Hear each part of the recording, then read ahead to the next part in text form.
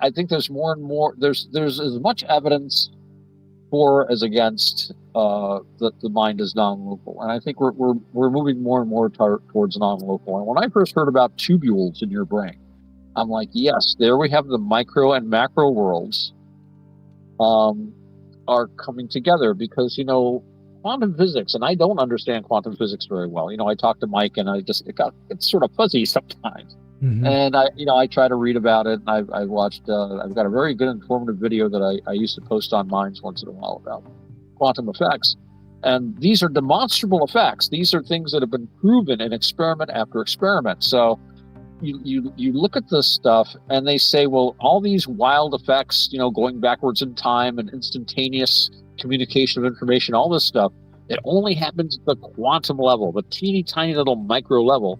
We don't see that in the macro world.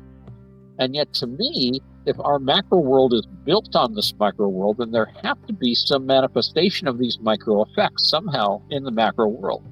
Tubules in the brain, perhaps the human brain, and indeed the brain of any animal, is that interface. So maybe this is the power that we have to exist in this continual, massive, mutual, as they would say in Buddhism, dependent origination or dependent co-arising of everything being interconnected with anything else. In other words, everything is one big synchronicity because there is no past. 3 seconds ago did not exist. You can't point to it. And the future doesn't exist either. We can only think about it. All we have is our memories and our hopes and our thoughts and expectations and our plans. And yet, I can finish this sentence and you know exactly what I said. Yeah. It's one massive synchronicity, and it's made possible by tubules. That's my theory. Mike will shoot it down in 5 seconds so he hears it. He'll laugh. He'll go, oh, it's not quite that simple, Otto. I don't know.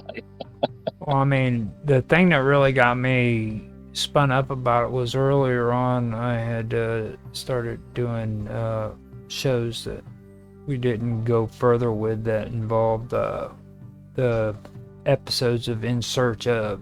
I did that with Mark Watoshik and Leonard Nimoy, it was great. now Love that show. The first episode of it that came out was called Other Voices. Right. And I had gone over that episode, and it was weird because like it had Cleve Baxter on it. Now, if you've never heard of Cleve Baxter, he was a former CIA polygraph expert, and what he started getting involved and getting interested in doing research with bacteria and plants. And in this episode, he wanted to show that that plants could actually communicate with one another over a long period or distances and stuff like that, and that they had somewhat of a consciousness. Well, he turned around and he did this research on the television with basically a polygraph to show how bacteria and plants respond to things, and he used yogurt actually as part of his experiment where he attached a polygraph to the freaking yogurt, okay, right, with the electrodes, and he started monitoring it and the activities of it because it had that live bacteria in it, and then he would like apply milk to it, and you could see responses from another thing of yogurt that was nearby that could tell that this yogurt over here was getting milk added into it, so it's getting fed, and it started stimulating the other ones, and it's really weird. So it was communicating. The others were aware of something that was happening far away. That's interesting. Yeah, and it is just it was something that really stirred me up on the whole thing, because at first I've been interested in it, but whenever I seen that really tripped me out. And I've heard of Cleve Baxter even before I watched that episode, because he had done other things too that was in his career. But since this is about, but that was some very, very interesting stuff. The thing that really got me was the old. You remember the first? What was it? The first movie for The Thing, with With where James Arnaz played as the monster. that wasn't the one with Patrick McGowan. Was it the one where they were in the they were up at, Was it Antarctica or the Arctic? I forget. It yeah, was somewhere cold. yeah, and he busts in. He's that mean plant monster. Yeah. There were, Vaguely. I haven't seen it since I was a kid. I remember there was a conversation between the doctors where they talked about vines being able to do that, where they were able to communicate with one another over long distances, and that stuck to me, and I started doing stuff into that too.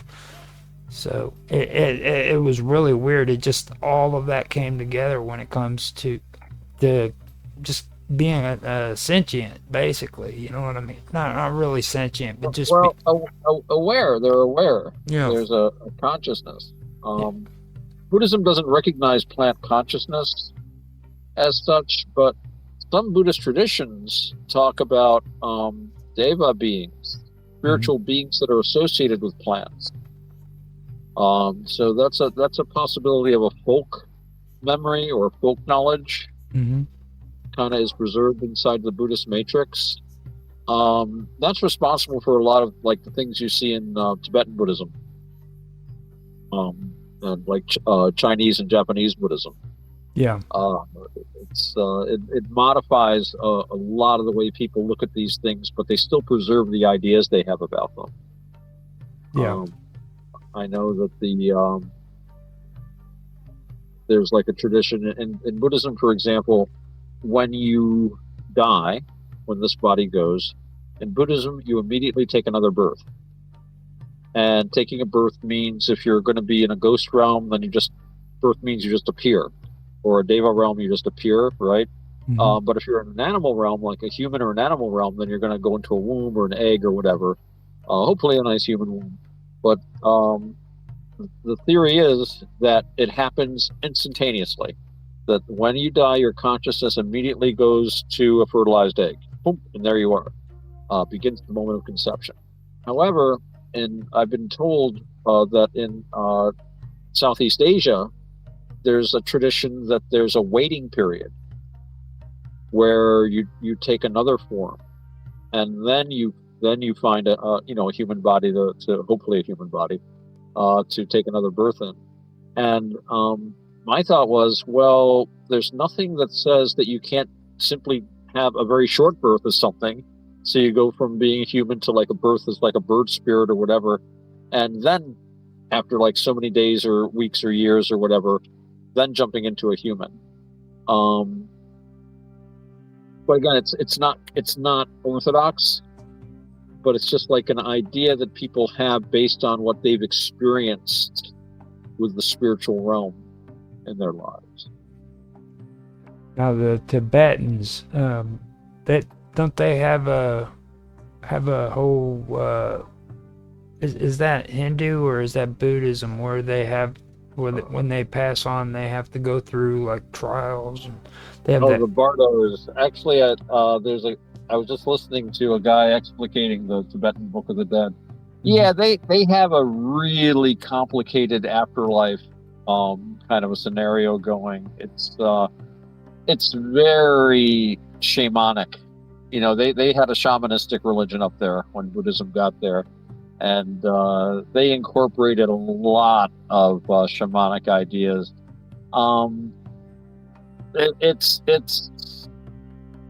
I mean, I remember reading it a long time ago as I was a kid. It basically talks about all the stages that happen to you after you die, and they have this idea that you go through these stages over such and such period of time. And in theory, if you know the book or have somebody reading it to you while you're dying, and even after you're dead for a while, can help you like go through all the phases successfully and have an auspicious rebirth. I have serious. I don't consider that to be overly Buddhist personally, but it's certainly a shamanic practice that has gotten a Buddhist kind of take on it. You look at they basically started looking at it through a Buddhist lens. They weren't going to stop doing this stuff because apparently it worked for them. But they were also still going to be good Buddhists. So this is how they manage it. And I know Tim Leary picked it up and started using it as a manual for LSD trips. Yeah. kind of wacky. Leary, he had his points, but he was, I think in a lot of ways, he really did more harm than good, personally. And it did come out later on that he was a federal informant, which is interesting. That's how he escaped from prison. He advertised that he climbed over this and he went over a wire and he did this and that. And they let him out. He busted the Brotherhood of Eternal Love. You ever hear of those guys? No. They were amazing. They were so cool. And the cops couldn't stop them. They were this group of guys, it all came out, and they were like these guys, and they got started like probably late 50s, early 60s, before anyone was paying attention to potheads. Mm-hmm. They had two things they liked to do. They liked to surf, and they liked to smoke weed. And they didn't particularly look like hippies. They just looked like young people that were surfing all the time, but they loved to smoke weed. So they just created their own little network of pot. And it was like this huge pot distribution network, but it was all about the weed, man. They just loved it. It wasn't really a business. It was a subculture. They just thought weed was good. They wanted people to have it. And they could never get busted. They could never get infiltrated because you had to be a surfer. And you had to be, you couldn't get close to these guys because they would know. It was very informal, but very tight. And the cops really wanted to bust them. They knew about them. People knew about the Brotherhood of Eternal Love, but they could never, and they were very smart, young, smart cookies. And I don't know all the details of their distribution network. And but they got hooked into the whole, when the 60s went from being an artistic and spiritual renaissance to a political thing, when it was hijacked by the left, which I think was very unfortunate.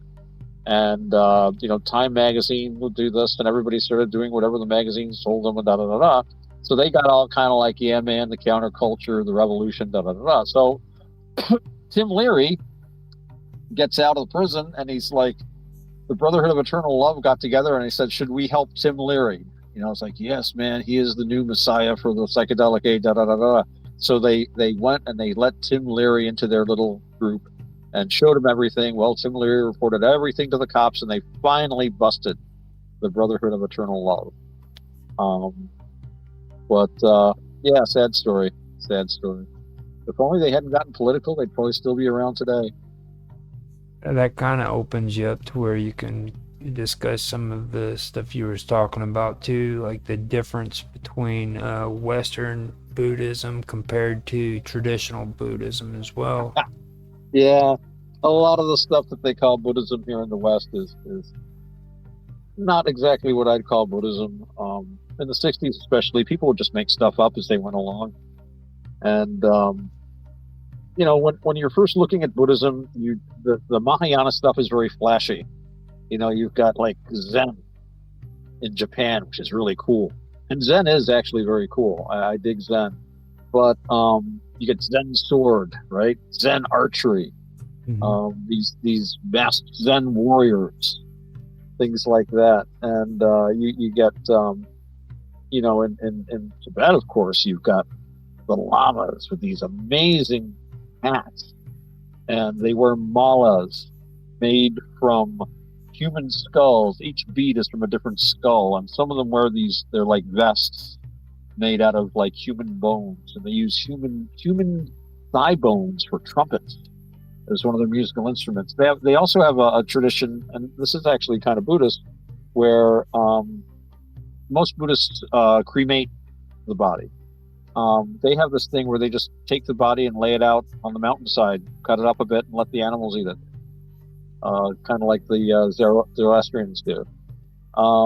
This is all very dramatic and cool. And then, of course, they've got, ceremonies that the so-called Tantric Buddhism, the Vajrayana,